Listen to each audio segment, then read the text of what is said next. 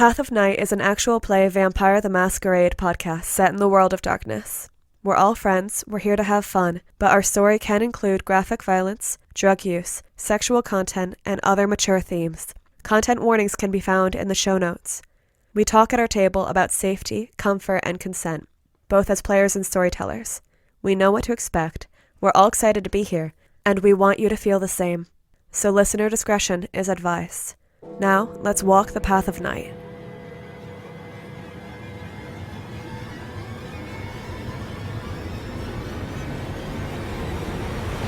Last time on Path of Night, Neil, Kabir, and the Bruja were running away from the horde of Ravnos when the Malkavian realized the possibility of an illusion. With the assistance of Neil's Auspex, who either led the group to Jan Petersen, the Archon revealed more about the movements of the Sabbat and the plans of the Camarilla, and offered to provide transportation for the group back to New Haven. Wynn sent a message to Xavier, but encountered Zophiel instead, hiding within Raven's body. The demon gloated about the arrival of the Maelstrom. Miles and Britta discussed what has happened to Elsa, and Britta's emotional conflict since her kidnapping, attended the Toreador Salon, and found that Marcus Vitale was posturing there. They informed the Roses about Elsa's disappearance, and promised further assistance.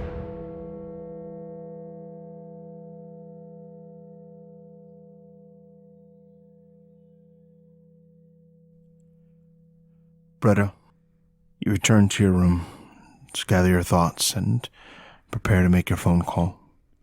And as you sit down with the phone in hand and start planning what you're going to say and how, you hear an urgent knock at the door. Come in? Britta manages to say the come in, but Wynn is already opening the door when she says it. Hey, whatever you're doing, I need you to drop it, and we need to go get Ramirez and see if they can help us. About? Storm's here. It's in the Shadowlands. It's gonna be the end of the ghosts. I don't know how much time we have, but Romeo and Joey are in trouble. Romeo. And Britta will look around and see, just in case Romeo's around. She'll heighten her senses. You do not see Romeo here. You see Britta's eyes go wide in that scan of the room, but no flash of revelation. Britta looks down at the phone in her lap, and with hesitation, she puts it back on the cradle. Is it a quick call? I really should apologize to Prince Pendragon soon, but... For being an inconvenient kidnapping victim? No, it can wait. Let's go. Maybe in the car? You do what you gotta do. Okay. Wynn stops by her room and gets like a pair of just like slip-on sneakers or something just so she has something on her feet, but she's really not looking for boots to break in or flip-flops that are gonna come flying off. She just grabs some shoes and goes.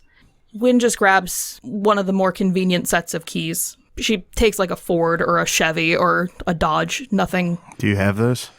There is the Blazer that we use. It's like a little bit taller up, a little bit more inventory, but is a more casual going around vehicle that's still very noticeable. She doesn't want to ruin one of the nice cars.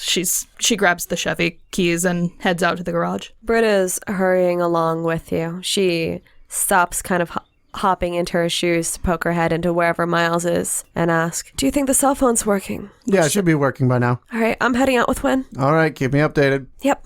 As Wynn gets outside, she unlocks the car, gets in, starts it up, and once Britta's inside, she starts pulling out and mentions, by the way, Z's out. He's back in the area. Like, free? He's in Raven. Like he was in Miles? All he said was she wasn't there, and she was rabidly anti him. Yeah, it doesn't look good. But he's not allowed to hurt us, right? There's a very fine nit to be picked. He can't cause us harm, but he can certainly watch while we suffer. All right, the rundown on what's happening to Joey and Romeo? The storm is here. It's starting to pick up. Mm-hmm. I don't know how much time we have, but it moved from the east to here, and I haven't seen any wraiths around. So maybe you make your phone call or send text messages. I need to call Ramirez because I know he has a way. He probably has one of Joey's last things that might be a safe place for him. Yeah. Do you, while I'm doing that, think of, and I know this is hard, but I also know things are starting to come back to you. Think of anything, any place, if you can find anything that was dear to him, any place that was important to him, sometimes even bones can work. As Britta thinks about that, a particular idea comes to mind. It's her piano she's thinking about. She's thinking about specifically the music piece that Romeo played to get her attention when he first showed up as a wraith. That was something played on piano too, right? It was. I think it was Claire de Lune. It was something that you would both kind of play. As I'm kind of racking my mind and thinking through what little I can remember before amnesia took over, but also what I know of Romeo to this day, does my piano ring true for an item of great importance? It is certainly possible. Britta furrows her brow and says, maybe my piano would work? It usually has to be from before they were dead, but I'll take anything if you can think of anything. It's worth a try. It's the item in my haven that I know that he's interacted with the most, and he would have been there when he was alive, I think. All right, that it could work. There's no absolutes in this. Yeah.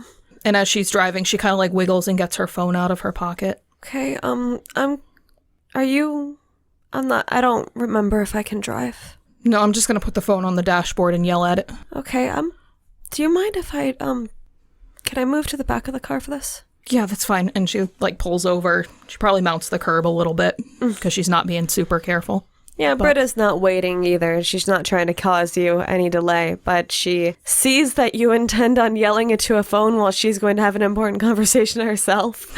And so she's just going to put as many rows of the car between the two of you as she can. Makes sense. So as Britta's climbing back, Wynn will use that moment while the car is not in motion to bring up the cab guy entry on her phone, which is her entry for Ramirez's number. And she dials. Hello. Ramirez? Hey, how you doing? I've been better, Ramirez. Have you seen Joey? It's not totally how it works for me, but I haven't seen him lately, if that's what you mean. Okay, there's trouble for wraiths. So I know shit's been bad for you guys lately. Yeah, it's been hard. Yeah, and I'm really sorry. I gave Crystal something of Joey's, and I need it to keep him safe. Talking about, the whistle? Yeah. Okay. Do you have it? Yeah. Where are you, and can I come get it? Where I'm at right now is not, really a place we can have visitors, but, you let me know where you are, and I can make sure to get it to you. I'm on my way to Crystal's house. Yeah, sure. Why don't I head out there? Are you at Hell House right now? No. Are you safe? Yeah, but we can't really... I've agreed that where I am is a place that does not get disclosed. All right, that's fair enough. I'll be there in about 5-10 minutes. Okay, I'll see you then. All right, thank you, Ramirez. Of course, anytime. He hangs up. She hangs up, and she tries to ignore Britta's phone call in the back as she drives.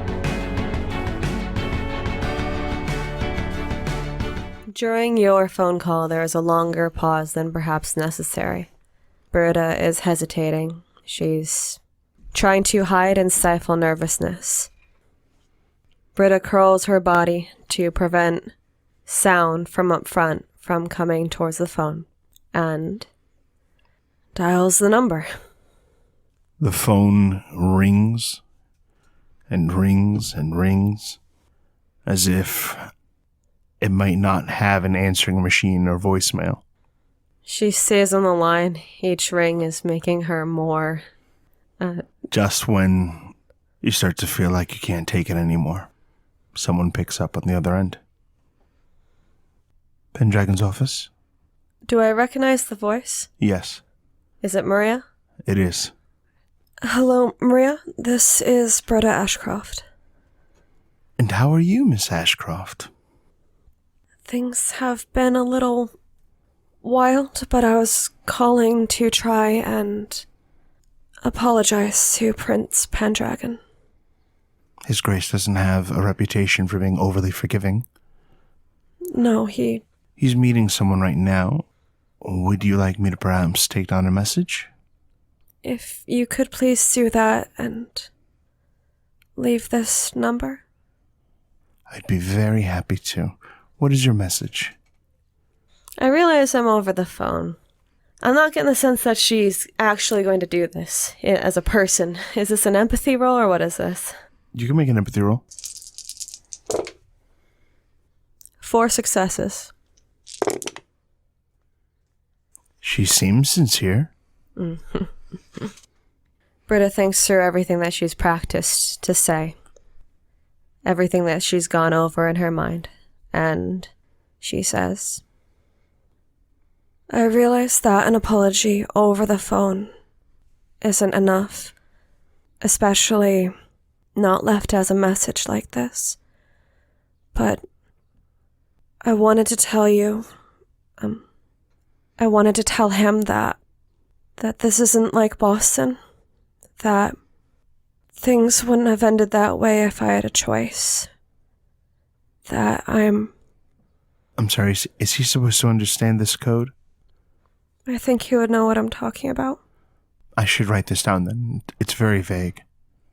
Yes. If you could write that down, that would be best. Of course. And is this the stammering part of the code? If you wanted to include the stammering, you could. And the sheepish tone? You could narrate that too, if you wanted. It's the words that I feel are important. I understand you're just not saying very many words, so I wonder if the tone is important as well. I just want to make sure I have this down right for you. I think if you write the words, that's what I'm asking of you. Okay, give me just a moment. Okay, I'm sorry, from the beginning, what were the words?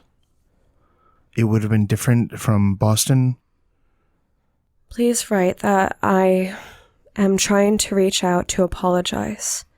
That I didn't mean to run away. That I wouldn't have if I had a choice. And that he didn't deserve my reaction. And that I know that there's more needed than just a message left. But that I'm sorry. Right. Well, I'm going to get this message to him right away. But it is only fair that I warn you that he doesn't like phone calls very much. Okay? I'm sure he can make his own decision on how he chooses to contact me if he does. Right, I just want to make sure you manage expectations. I think that will be all right. All right, you have a good night. She hangs up. About 2 minutes later, the Blazer arrives, and Britta's phone rings. I'll go deal with this. You do this. All right, thank you. I'm sorry. You don't need to apologize to me. It's fine. Britta steps off to take the call. And Wynn pops out, slams the door, and hurries up to the house.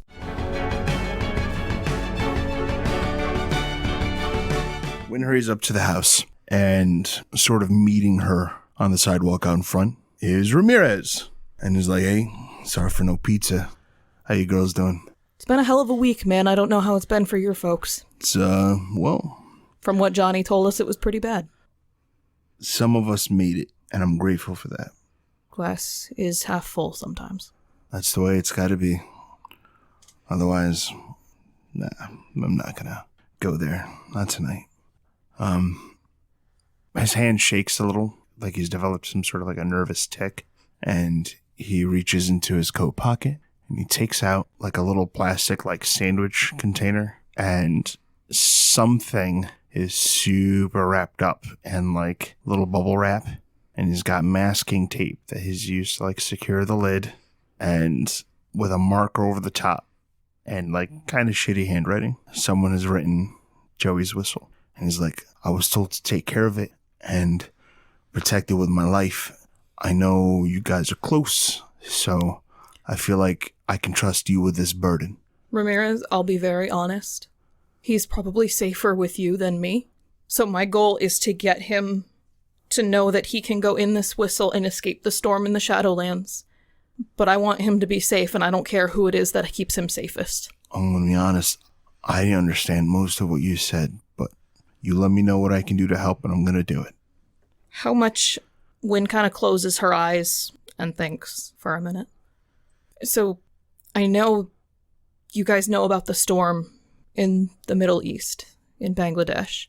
Yeah, I follow the news from time to time.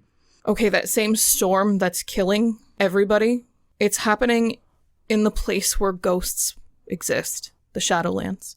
So the storm that's been going on for a while is not going to get any better? I have no idea what it means for this side, but it's destroying all of these souls in the Shadowlands, which is where Joey is. I don't know if there's anything I can do to help that. I'll be very honest, I don't really know your skill set. I know one of you held a werewolf at bay until Johnny got there, but... He points at the Tupperware and is like, that's pretty much my skill set. I can taxi, but I'm just a guy. We all were at some point, man, and then we stepped up to be something different. Yeah, fair. What's the next step? I want to get as many out as I can, but they have to have safe places to go, and things that were important to them, either before or after they died, are their best chances of being able to escape. Wait, hold on, Wynn. The dead don't belong here. This is like... It's like Rot Central if you do that kind of thing. Only if they go back to their bodies. They're here. They've been here. I trust you. You said it, like, firmly. I've fought rots, man. They're no good, and that may be one of the saddest things I've ever seen. So do you want the Tupperware, or... I do. All right, well, here you go. And, Does it look like the whistle? Yes. Okay. It's just, I mean, it's hard to see. Like, Yeah. He's got it, like... Literally Super- bubble wrapped. Yeah. He clearly did not understand entirely what she meant by, like, keep it safe. But he's, like, he's just doing everything that comes to mind to accomplish that. Thank you. Don't tell me anything you think would get you in trouble with your people. Do any of you see the undead? Do you see the wraiths? Do you see any of the spirits that are all around us? We are shown what we need to see. That's the only way I can explain it, and I understand that might not make a lot of sense. Man, the level of bullshit this week that doesn't make sense that I still have to deal with is off the charts, so at this point I'm okay with the answers you're willing and able to give. No, I think that's just the best way to explain it. It's not that we're special and see, it's that we're shown. Well, something's choosing you to see. So... Yeah, well... It may not mean that you're special, but it means that you're the right person for it. I think it's just a part of the human condition, you know. Which part? Like 90% of the brain doesn't get used. That's not true. And I'm not going to argue. I studied psychology back in the day, man. You use 10% of your brain for conscious thought. The rest of the 90% is used for autonomic reflexes and stuff. It all gets used. Yeah, well, maybe this is a reflex. Could be. So you agree? You kind of like cracks a smile. I agree that there is a possibility in all the things we've ever known being wrong. I'll take it. You be safe. You too, man. To that end, what do you guys need? For everything to slow down. That'd be nice. That would be really great, wouldn't it? If there's anything I can do to help. If there's anything, I don't know, I'm not going to speak for everybody else. If there's anything I can do to help. You've got a favor for getting me this, and she kind of holds up the Tupperware. Just take good care of it. Keep it safe. That's the plan. Keep it secret. Keep it safe. I'll do what I can. All right. Take care. You too. He starts, Ramirez. Yeah. I'm sorry about Crystal. He, like, visibly tears up some. Do you need a hug? I'm not like Yeah, all right. Okay. Here's a hug. She gives him a solid mama bear hug, a couple pats. You can kind of, like, feel how, like, warm and alive he is and, like, the heat of his tears. Grief it's transformative if you let it be. And that goes both ways. You can grow from it or you can let it drag you down. Yeah. But don't fight from it. I want a month of being the same guy. Good night. And she lets him go and heads back to the car with the Tupperware.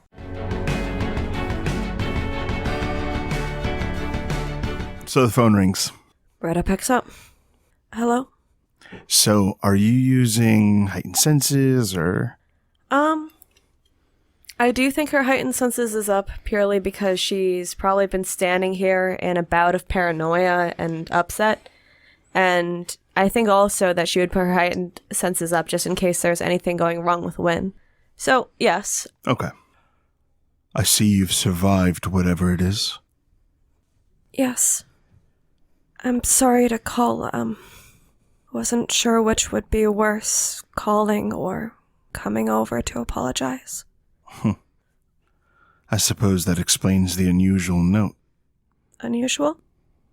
I received a note from Maria saying you said something ridiculous, but the details weren't included. What ridiculous thing did you have to say? I guess it probably is a ridiculous idea to try and apologize, but I thought it was worth a go. So you left a message? There was a lot more to the message, and it was said a lot. No, I don't know if it was said a lot better the first time, but... Very much a product of the 90s, I suppose. I honestly... I'm not sure, but, Apologies. What I mean to say is... Normally something said with meaning is expressed with a letter or direct conversation. Would you prefer a letter or a direct conversation? It's not my apology. But it is for you. Then make it good. I understand that you were drawn away because of your affiliations. Is that correct? I wouldn't have tried to run or done any of the stupid things to get away that I did if I had a choice. Are you apologizing for not staying longer? That's part of it. Why should that matter to you? One part of what I'm apologizing for is how I treated you. I wouldn't have lashed out if I could have chosen not to, but I still did it, and I wanted to apologize for that, and then I really didn't want it to be at all like Boston. You said that you really didn't like us running away like cowards, and that was the last thing that I wanted to do again. I wanted to show you that I appreciated you keeping your word, and I didn't want to leave. What did you want? Important note. Am I still alone for this conversation? I need to know when Wynn comes out. You see Wynn and Ramirez hugging. Britta, what do you want? When you came to get me, I felt like I had to take the chance to set things right between you and the coterie. And I was scared that you were going to kill me or worse, kill them. And I'm so ashamed of knowing so little about myself and about losing my memory, about being controlled and manipulated, about the people I told you about in the hotel room, and I'm ashamed of my lack of autonomy and my confusion about you in the shower and how you make me feel, and I keep thinking about how your scars felt when I was touching you, and I think you could really fuck me so hard that I wouldn't have to think so much about all of this, and Britta realizes what just came out of her mouth, and she immediately hangs up and pulls the phone close to her chest like she's hiding it from herself. Well, as you hold on to the phone, you sense a looming presence. And as you turn, it would seem that Wynn had arrived just in time for the tail end of that. Hey. How'd your call go?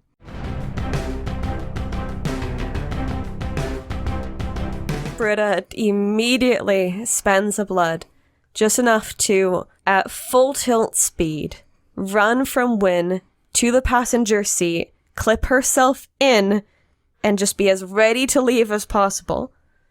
Wynn, she doesn't want to be amused by this, but she's vaguely amused by this, and just kind of like sucks her lips into her mouth to not laugh as she walks to the car, gets in on the driver's side. Britta just keeps her body rigidly, not quite forward, turned away from you a little bit, like she's hiding, but she's here to do what they're here to do. Wynn starts the car, kind of looks over to Britta. You look over and Britta just turns the radio on. Well, she was gonna say, hey, do you want the radio?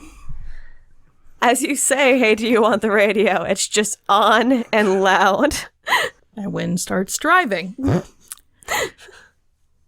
She lets the silence linger for a couple minutes. We don't have to talk about that phone call, but it sounded like you've been holding back some thoughts. And if you need to bounce ideas off of someone, I am happy to help.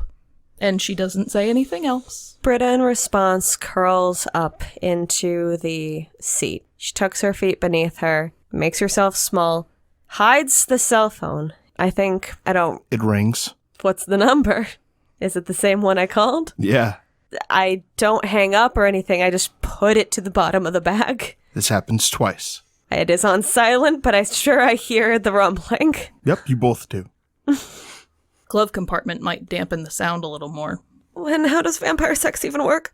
Okay, jumping in both feet. I love it. Let's do this. Britta has covered her face, but she says, I know how regular sex works, I think. I don't remember if I've had it or not, but I remember, like, in academic sense, but I don't know if it's different if you're vampires, and Wynn kind of lets her keep going as long as she needs to. There's a lot of nervous energy that she doesn't really want pent up. That is not going to help your objective. Okay. Though you can see Britta. the longer that Britta's going, the worse that's getting. Okay, Britta, you don't need to, but you need to take a breath. Britta tries. So first of all, if you don't remember having sex, I'm sorry. Because I will tell you that while it can still be very good, vampire sex I don't think is as good as mortal sex. So what parts are you trying to figure out? Attraction? Are you trying to figure out mechanics, whether we need to spend blood for it? Are you talking about, like, the beast's role in sex? Britta looks, as far as you can tell of her hiding her face, horrified that there's that many categories to get into. Okay, I'll just start and you ask questions when you need to, okay? Okay. Okay. So, nothing sexually is really ever going to feel as good as the kiss does. All right? Mechanically, it works pretty much just like it always would, in lots and lots of fun and exciting ways. There is some, what we'll call it, some kind of primal element of it when it comes to being kindred and having sex. Right? The reptile brain, which is what I say I am dominated by, but clearly I am not. Reptile brain basically governs your three most basic instincts, which are fighting, fleeing, and fucking. And usually when those emotions are involved in what you're doing, your fangs are going to come out. And that's okay. Britta has a reaction when you say that. It's not a reaction of surprise based on her previous conversation with Miles, but she kind of, like, bangs her forehead against her hand. If you want to have sex, that's up to you. Clearly me fucking Kabir is not the best idea I've ever had, both city politics or personal life-wise. But at least you feel that way towards someone nice. Honey, I'm attracted to lots of people. I'm pretty much always ready to go with anyone willing. He's one of the ones who was brave enough to ask me. And that's where my attraction to him came in. Most people are too afraid of me to approach and ask. Don't you feel like there's something wrong with me for even what, Britta? All the time, sexuality just feels bad. Either it's me using it to hunt because that'll make some guy walk off with me and not care about what I'm doing to get blood, or it's something like Vito, and what Vito did was wrong. What Vito did was not what vampire sex is. It's not what any sex is, Britta. That was assault. It feels bad, and when I was at the hotel room with Pendragon, it seemed like it would be nice, actually, and like it could... There is no judgment on Wynn's face. There is no shock or shame or anger. Like, I get it. It's not like I feel safe, but that's not, nothing ever feels safe, and nothing ever feels clear, and in the moment you wanted something, and it felt wrong. I don't know, I'm confused. It's okay to be confused. Sex is weird when you're not an undead killing machine. Not that you're a killing machine, but I am. We're monsters, honey. We're not human. There are graves all over this country marked as there's a monster buried here, because it was just how they explained people who looked different back in the day. I can't even remember the basics about myself, and when I try to think about if I had sex with anybody, or if I was even in love with anyone, or what any of this means to me, This is a bad time to feel like this. It's not good for what we're trying to do. Britta, the storm is coming. We still have work to do. But I'll be very honest, you have been through so much that if this is going to help you get through that, the storm will wait a few minutes. It sounds like you went through a great deal more, both as a person and through circumstance, than anyone thought of. Not knowing yourself, losing yourself, it's a hard road to come back from.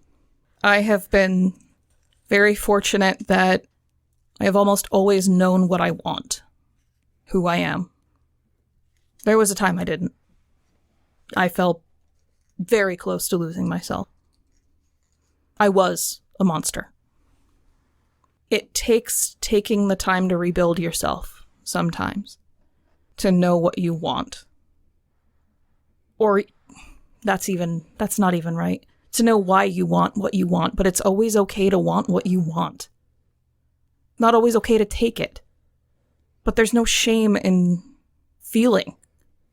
When Wynn gets vulnerable to her own past, that's when Britta starts to try to either let or make herself uncurl and sit at least a little bit more openly.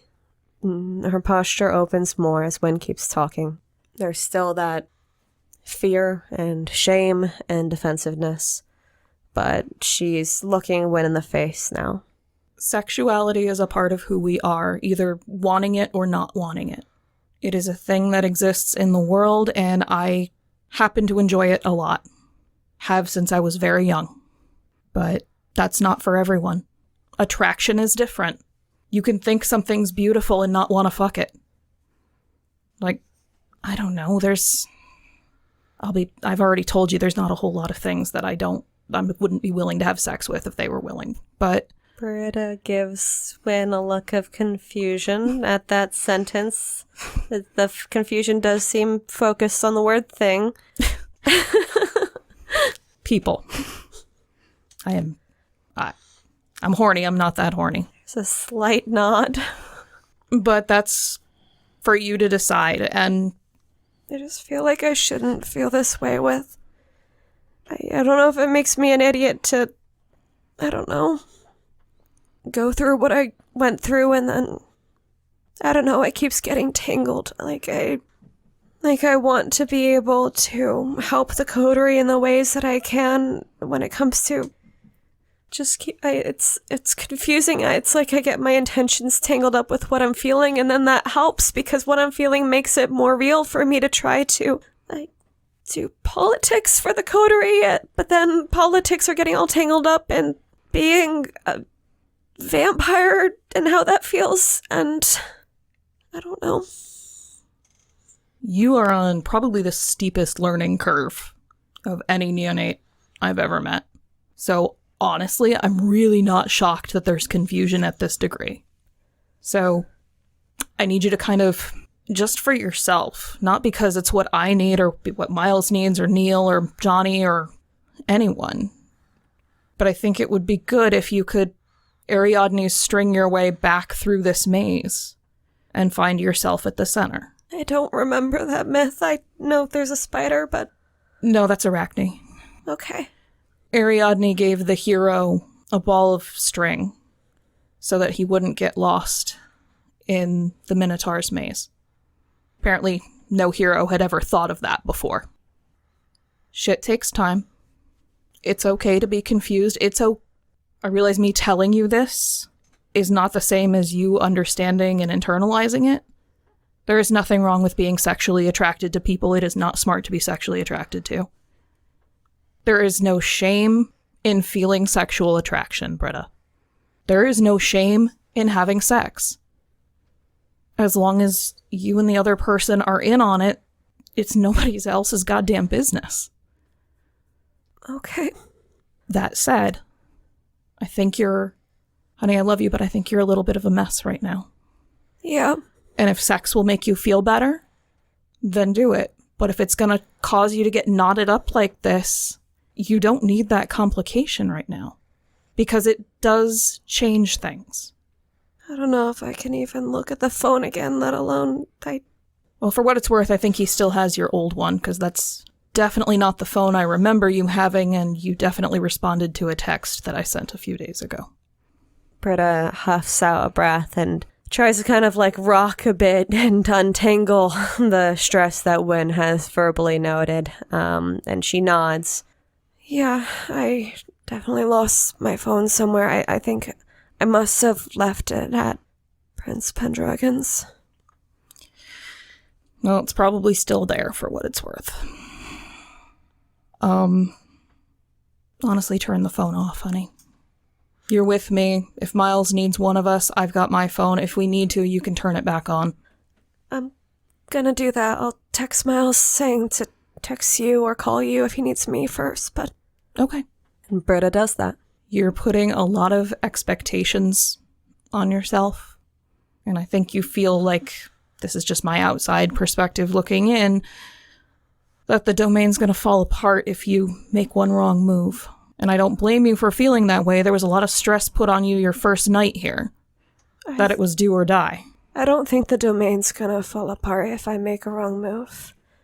I think that I don't know if you heard the part where I was ashamed of being a part of the Tamahira. I've always been a burden to you guys, and it's always been a problem that I don't always have control over who I am and what I do, and I remember the way that you guys felt when I started scratching the moon into my palm, and I remember the way that you guys looked at me when I shot Vito to death at Hell House, and other times that I just clearly am a lost cause, and I am trying to build back from that and pay you guys back for everything that you've done, and I know that you guys can do better without me, but I'm here and I have to try to help. She kind of lets that sit for a minute. Britta, to me, burdens are something forced upon people, and at no point were you forced upon us. We not only chose you, we fought to have you. We do not perceive you as a burden. What you see inside yourself, that's between you and yourself. But you are not our burden. You are our Britta. And I don't think any one of us regrets the choices we made that brought you to us. Yeah, you're a Cracker Jack box. Sometimes you never know the surprises that are inside, but it's always something interesting, and it's always something that ultimately, I'll be real honest, gives us greater insight into the world. I don't like sitting in the dark, not knowing what's going on. I don't always jump full tinfoil hat like Neil does, but I like that knowing you has made us smarter. You are not a burden, you are a gift.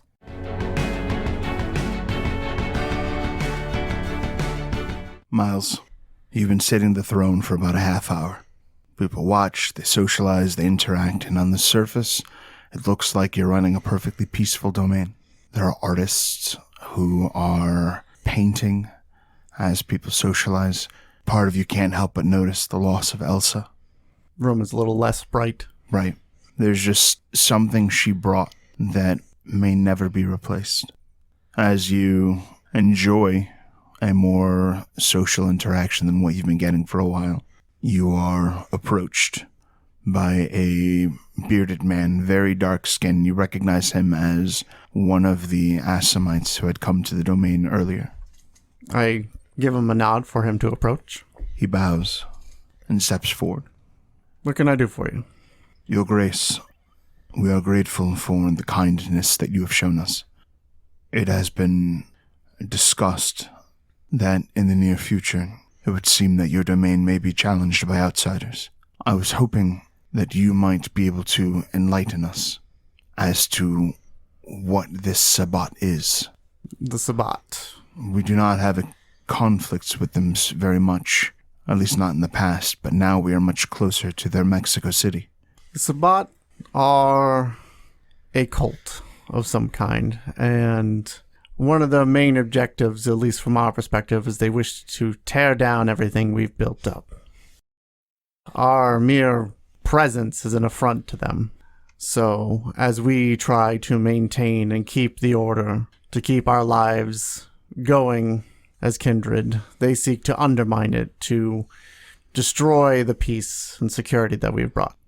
Are they dangerous? Very much so. They do not care for the rules that we live by.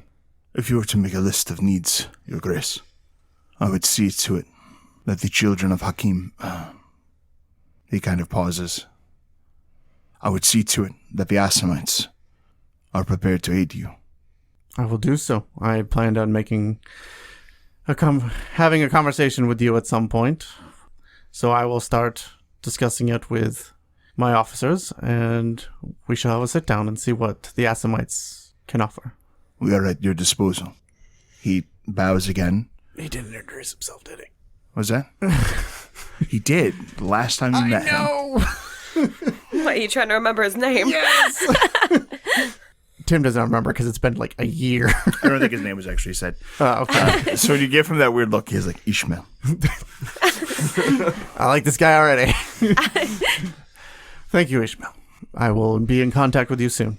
He gives a nod after stepping away out of the 10-foot radius around His Grace, and he then politely excuses himself.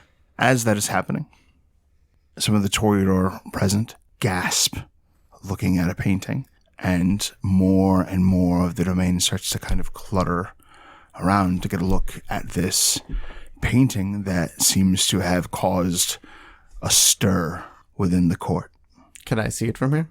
You cannot. Because of the angle of the easel, it's like more facing you, or the back of it is facing you. That feels suspicious.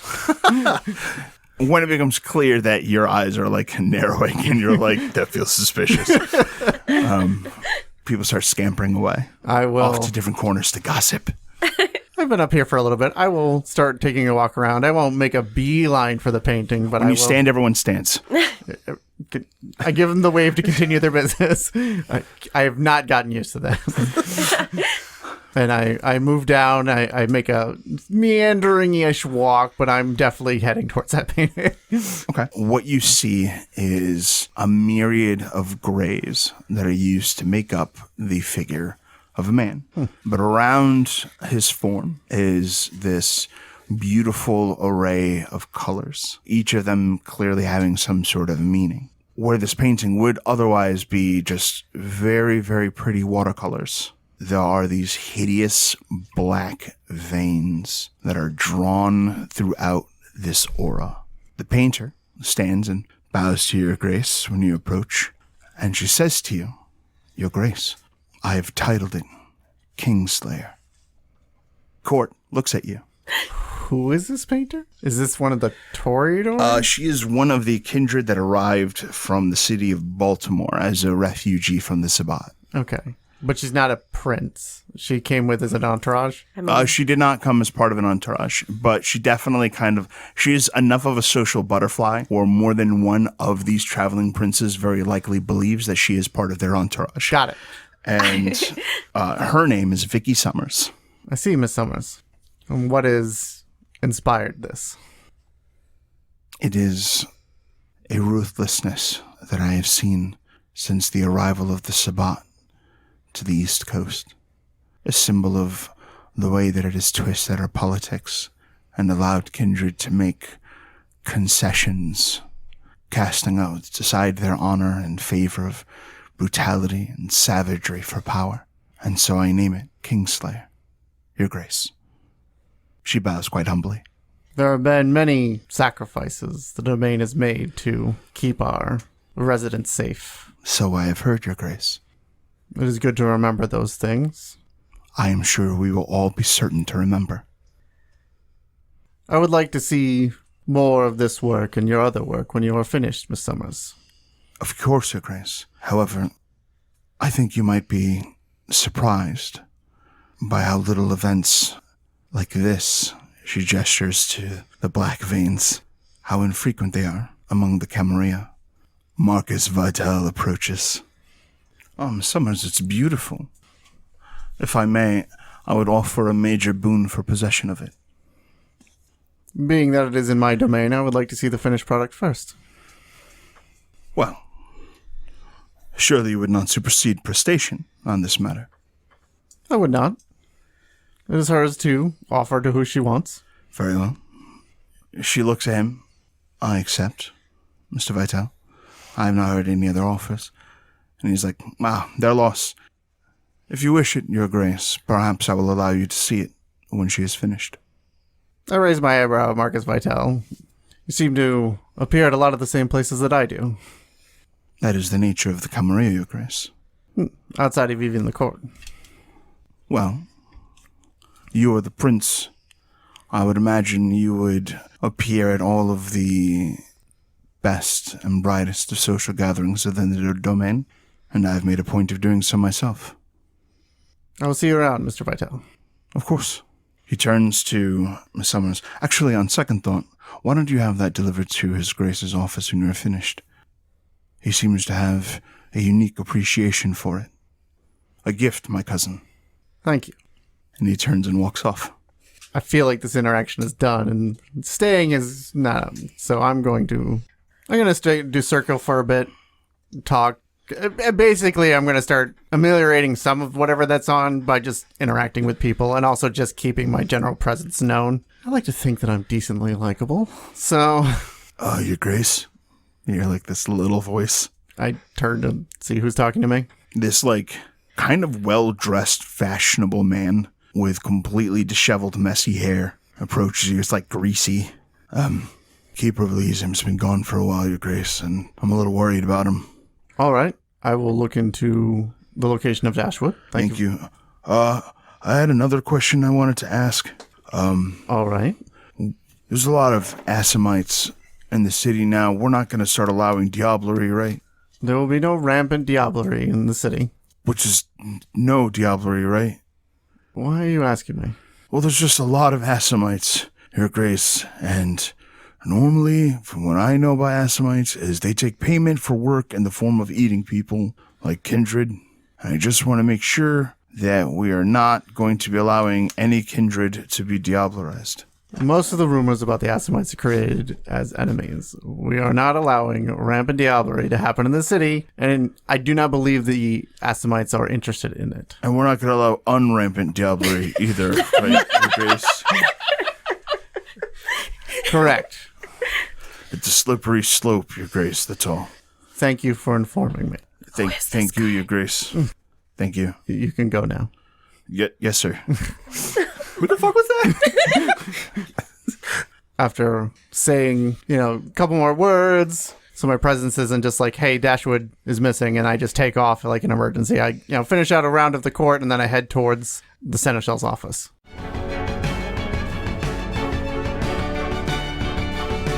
Johnny, how does the Seneschal's office look? So when you open the door to enter the Seneschal's office, a thick cloud of Morley smoke comes out. It's a little bit hazy in here. Hanging on the back of the door is a black sports coat. It looks like it hasn't actually been worn at all. And in the center of a little tornado of chaos, folders placed here and there, sits Johnny, rubbing his temple, with the phone up to his ear and a cigarette hanging out of his lip. He's sitting behind a computer, and he looks like he has this kind of expression like, I'm a few moments away from frenzying on his face. He's wearing his typical jeans and work boots, but he's got a black collared shirt with a tie, half undone. The shirt's a little kind of rumpled looking. He's definitely in a state And as you enter in, his eyes kind of flash towards you, and he motions for you to come around to where he's sitting. And he looks like he's just finishing up on the phone. Look, it's been 3 days. I want it done, or it's your ass on the line. Now! And then he slams the phone down. He hangs his head, and as you come around, you realize that the computer's not on. It's just got sticky notes all over the monitor. He pulls one of the sticky notes off, crumples it up, and throws it in the trash, and looks up to you. I am not cut out for this. You can get an assistant. All right, but how do I know who to trust for this kind of shit? I don't know. Who do you trust? Maybe Jane? Seems like a solid idea. I don't know where she is, but... Neither do I. She's been awfully squirrely as of late. She's probably dealing with the rave bullshit. This would be an excellent time to find out. How's court going? It's mixed. What the fuck does that mean? Just good things and bad things. Johnny snubs out the Morley that was hanging on his lip into a ashtray that is chock full of cigarettes. It is like overflowing, and like little butts are like starting to like fall out onto the desk. It is intense. Is this from tonight? Some of it. We have cleaning people. It has to be from tonight. He pulls another Morley out of the pack, crumples the pack because it apparently was the last one, and throws that in the trash as well. How many packs are in the trash? Probably maybe 1 or 2. This makes the third. If there was just more alcohol here, it gives me a very 70s advertising agency. I guess. Anyways, I need you to contact your people that you saw last when you were with Dashwood. My people? Talking with the hunters? I make a gesture of... Right. Don't use the H word. Got it. Yes. Okay, what do we need him for? He's been missing. Dashwood? Yes. Fuck, all right. He grabs the sticky pad, writes down a note, and slaps it on the computer screen. I'll get to that first. Before everything else? Yes, that's probably good. We should probably have our Keeper of Elysium back. Miles's phone rings. Excuse me. I turn away, not much, and put the Miles here. Always a pleasure, Miles. There is work to be done. You recognize the voice of your sire. Never a boring night. Things are delayed, and I've had to hold on to them longer than anticipated. However, some allies of yours, members of the domain of New Haven, they are on a plane now that is headed back to you. They're going to need some pickup. That can be arranged. Good. I trust everything is going well. As well as it can be. This is not the optimal way I would have liked this domain to get started. But you triumph nonetheless. Yes? I would strive every day. The influx of princes has been a challenge. Well... by the way, actually, wait. No, there's something I need to warn you about. There's one less of them.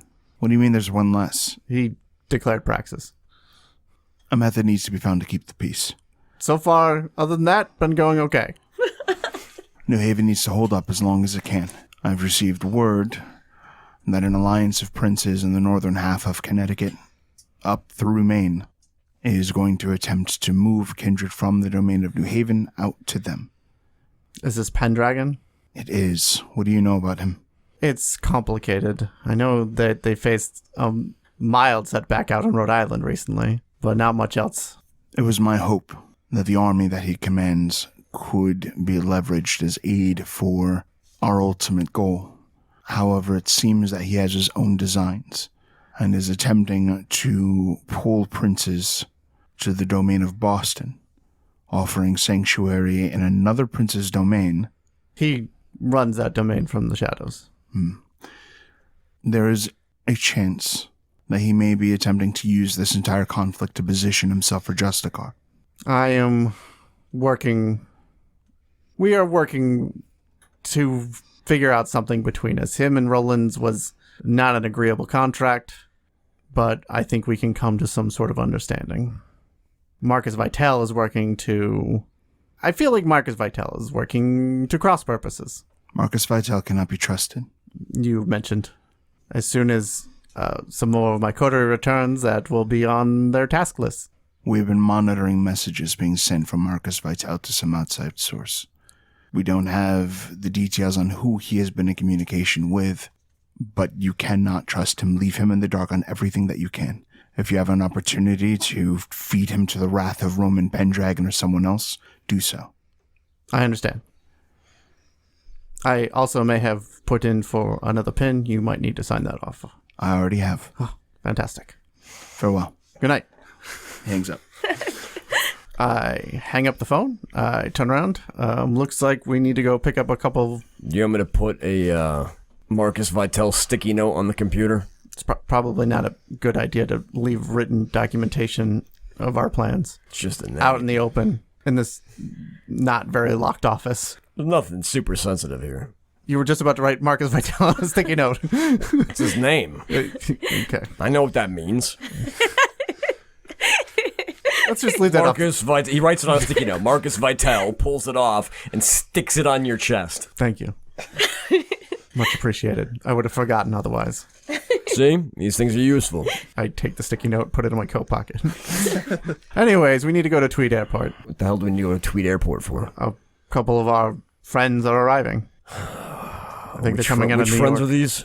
He didn't specify. Oh, great. So another Jan Peter Zoom pick up my friend's missions. This could either be some kind of femme fatale assassin. It could be a squad of Setites moving guns. It could be more Assamites. Who the fuck knows what your goddamn sire wants? I'm sorry. I'm just...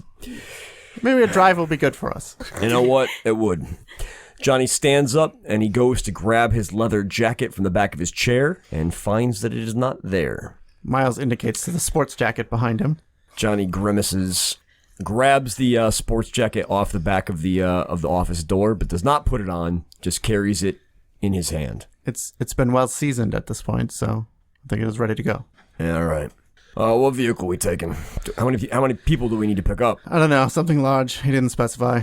All right, I'll grab one of the Sprinter vans from the garage. Oh, Do you want to take one of your... we could take something nicer than a Sprinter van. All right, fine. The Escalade? Excellent, that's better. It's not a Sprinter van. Do you have a preference on the color? Preferably not black, but, I will live with it. If I can figure out which one isn't black, I'll take that one. Sounds great. There's a knock on the door. Johnny opens the door. Yeah? A man with disheveled hair, but is actually rather well nice dressed. He's wearing like a turtleneck and like... Is this the same nice dude? jeans. Yeah. Hey. What do you want, turtleneck?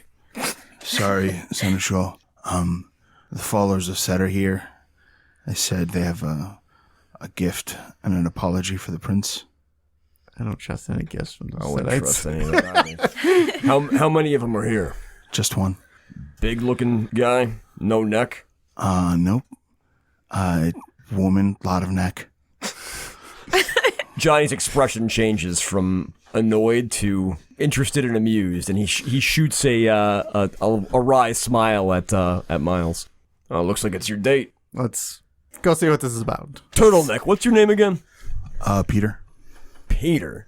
Yeah, looks like you're turtleneck now. He slaps him on the shoulder and walks past. When you peek out the door, you can actually see Khalees in this very revealing white and gold dress.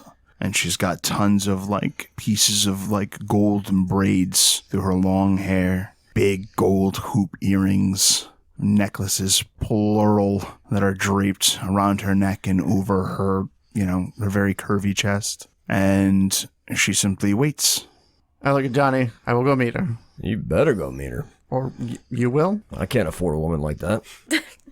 We can increase your salary. Johnny kind of nods. Might not be a bad idea. She gives this wave, and you can see even her nails are done all black with these flecks of gold. They come to these claw-like points. Sounds dangerous. I start moving towards her. She approaches you and bows. Your Grace. Khalees. I have been sent regarding my behavior last I visited, and I have been asked to apologize to you, and I am sorry if I have caused you any offense. Very good. I also bring with me a gift, and she takes out this little box that she has set aside on one of the seats by where she was standing and waiting for you, and she opens it, and within is this very, it's a little over the top, but it is this golden amulet chain with this huge topaz on it. Is this enough to make Tori and the nearby start? It is. Okay. Losing their mind. It is imbued with the magic of spirits. Any who wields it is made into an unparalleled swordsman, and she offers it to you. I will accept the box, closing the lid for now. I find this apology appropriate, and I will be willing to discuss the relationship with the Setites in the future. Whenever you feel is best, I will warn you that we have recently been approached by the Sabbat. They are asking that we stand aside. They have offered much. She bows. Until next time. Until next time, Khalees. She excuses herself and walks as though she knows that you're watching. Seems appropriate. And she's doing it on purpose, so. Tim, this amulet is an entrap ephemera item. Within it, when activated, it grants an additional 5 dice on melee rolls. I'm going to wait till I have somebody with magic to check it out first. You recognize it as the same term that a certain venture used when imbuing your sword, but instead they put it on an amulet. When you finish up, Yes. You do happen to notice that Johnny is waiting by the painting. All right. I will continue to carry this box with me and move over towards where he's at the painting. The fuck is this thing? Has the artist left? Yes. It's a painting by Miss Summers. Called Miss Summers. Yes, Vicky Summers. Came from the Baltimore area. Baltimore area. Who's in charge of Baltimore? Or who was in charge of Baltimore? Can I make a roll for that? Intelligence, politics, difficulty 8. Well, Johnny has just been brushing up on his politics. I guess I'm going to do this too. No successes. 4 successes. Her Grace, you aware of the flux that the domain of Baltimore had experienced. Originally, the prince was a gangrel by the name of Prince Ash. However, when the gangrel left, Ash left with them, and there had been a Primogen council that had been maintaining things since, waiting for one of them, essentially, to attain enough power to claim the right of domain.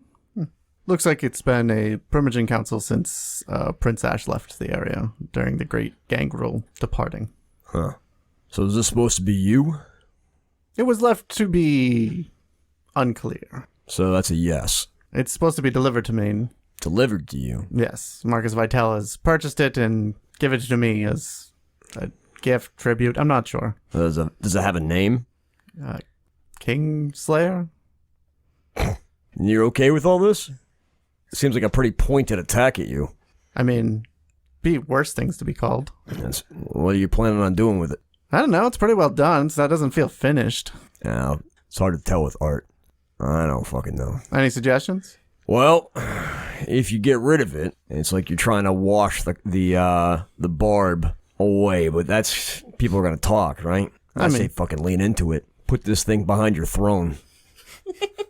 Remind everybody what happens to people who fuck with you. It's not a bad mention at this time, since we are in the middle of a war. Yeah. If people want to take shots at you, they're gonna have to be a little bit more explicit, because these little nuanced things like this, just play it off like you think it's funny. Where it's like a pin, maybe? Yeah, like a pin. He kind of points at your chest where you actually have your dignitas on your lapel. Very good. I'll keep that in mind. That way, if they want to try and be a little bit more straightforward about it, they give us reason to fucking take their block off. Not a bad idea. Johnny kind of sweeps around looking at the court. Is there anything else kind of out of place in here? You're taking a look around. Honestly, everyone's kind of socializing and having a good time. There are less people here than there probably usually are, but that's to be expected with rumors of the Sabbat. The Assamites are actually present. No one talks to them, and what interactions there are very terse and unwelcoming, but they're actually here, sort of just enduring whatever disdain the domain has for them as best they can, while trying to normalize their presence. How have things been going with the Assamites over there? I mean, everyone else dislikes them. I don't really... They seem very nice so far. Very helpful. They want to do more. Do they? Ishmael, their spokesperson, reached out today to see what else they could be doing for us. And So the fact. yeah, Johnny looks over to where Ishmael is standing and goes striding over. Ishmael and all of the Assamites stand to greet the approaching Seneschal. The prince tells me your name's Ishmael, I am Seneschal, he bows. and that your clan is looking to do more for the domain. He speaks truth, Seneschal. Well, this is maybe a small task, but do you have someone in your coterie that might be talented at office work? Yes, most of those who have traveled with me are viziers. They are masters of the arts, architecture, sciences, mathematics. Well, I'm in need of somebody to help me with the day-to-day seneschal tasks of the domain. If you have a recommendation, I would absolutely appreciate a hand with just getting some of the sundries in order around here. Seneschal. This is Aisha. Some of the Assamites kind of part, revealing this meek, shy woman in a hijab. She is the most intelligent woman I know. I believe she can aid you in all things you seek. Is she sufficient? If you say so, I think she will be. Aisha, are you up to the task? The woman bows her head. I am. All right. We'll get started on trying to sort things out tomorrow night. I'll see you at the offices here. I shall await your arrival. Thank you. Johnny nods to the group of the Assamites and heads back to Miles the Prince. shall we go? Yeah. And the two of you head out. Path of Night is a Vampire the Masquerade podcast set in the world of darkness. Britta Ashcroft the Toreador was played by Rebecca Steigelfest. Johnny Saxon the Bruja was played by Garrett Gabbey. Miles Davenport the Venture was played by Tim Davis. Neil Foster the Malkavian was played by Rob Muirhead. Wynn Cabot the Gangrel was played by Erika Webb. Your storyteller was Lex Lopez. Recording by Rebecca Steigelfest. This episode edited by Rob Muirhead. The music used in this episode was composed for Path of Night by Brian Matolius. Find him online at brianmatolius.com. Path of Night uses the 20th anniversary edition of Vampire the Masquerade with a few limited house rules. Vampire the Masquerade and the World of Darkness are owned by Paradox Interactive. Make sure to subscribe to us on Spotify, Apple Podcasts, or wherever you get your podcasts. We can be found on YouTube at youtube.com/@pathofnight. You can help support the show on coffee.com/pathofnight. Find us on twitter.com/pathofnightpod, on facebook.com/pathofnightpodcasts, or email us at pathofnightpodcasts@gmail.com. See you next time, Kindred.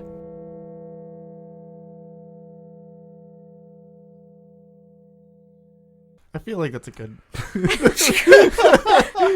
If we cut away right now, people will not be thrilled. I would Wynn needs to reply to this. Yep. Tim, I know this is very stressful for you. I'm